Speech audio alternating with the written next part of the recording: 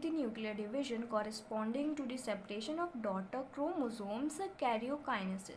तो ये लाइन कह रही है कि जो एम फेज़ होता है वो न्यूक्लियस के डिवीजन से स्टार्ट होता है।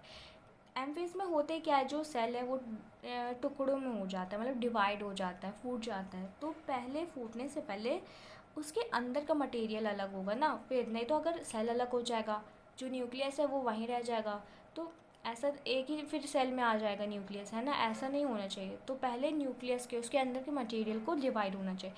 तो इसमें वही दिया है कि सेल के डिवीजन से पहले न्यूक्लियस डिवाइड होता है और उसे हम कैरियोकाइनेसिस कहते हैं।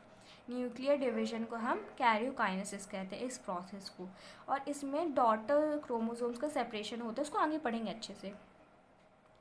द इंटरफेस दो कॉल्ड द रेस्टिंग फेस, जो इंटरफेस होता है वो रेस्टिंग फेज होता है, क्योंकि इंटरफेस में उतना ज़्यादा सेल एक्टिव तो नहीं होता, मतलब एक्टिव होता है लेकिन ऐसा नहीं कि वो एकदम मूवमेंट करो, कि मूवमेंट भी करता है, बट आप खुद ही सोचो ना एम फेज में क्या हो रहा है, एकदम एकदम ज़्यादा एक्टिव मूवमेंट हो रही है ना, तो वो चीज़ इसमें नहीं होती इंटरफेज में, तो इसलिए हम इसको रेस्टिंग फेज नाम दे दिए हैं। is the time during which the cell is preparing for division by undergoing both cell growth and DNA replication। इसमें क्या होता है कि जो सेल होता है वो के इसमें क्या होता है, जो सेल की ग्रोथ होती है, इंटरफेज में सेल की ग्रोथ भी होती है, डीएनए रेप्लिकेशन वगैरह भी होता है, और भी चीज़ होती है वो अभी हम पढ़ेंगे आगे।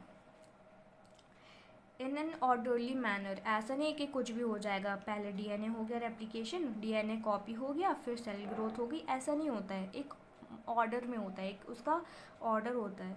The interface is divided into 3 further phases. Interface 3 phases में डिवाइडेड है। G1 फेज, एस फेज जिसे हम सिंथेसिस फेज भी कहते हैं, और G2 फेज, गैप 2 फेज कहते हैं।